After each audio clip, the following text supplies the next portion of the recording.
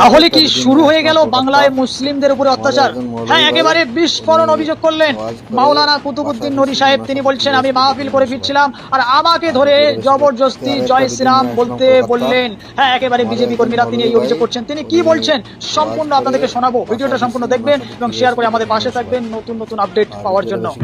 আমি জলসায় বার হয়েছিলাম বাড়ির থেকে সকালবেলা, তাকবীর, নামখানা, জলসা। আজকে রাস্তায় আমার হিন্দু ভাইরা, গায়ের কম, যারা বিজেপি পার্টিটা করে, ভালো, অসুবিধা নেই। রাস্তায় আসছিলাম, ওদের মিছিল যাচ্ছিল, আমাকে ধরে গালাগালি, জোর করে গাড়িতে রং, আমার কপালে, মাথায় গালাগালি করছে। আমি বললাম না, চুপচাপ মেরে আমাকে জোর করে বলছে জয় শ্রীরাম বল, না বললে গাল দিচ্ছে। জোর করে আমাকে জয় শ্রীরাম বলাচ্ছে, গাল দিচ্ছে, জয় শ্রীরাম না বললে গাল দিচ্ছে। আমি সেই জায়গায় বললাম, ওরা বুঝতে পারলো না, জয় ইসলাম বললাম।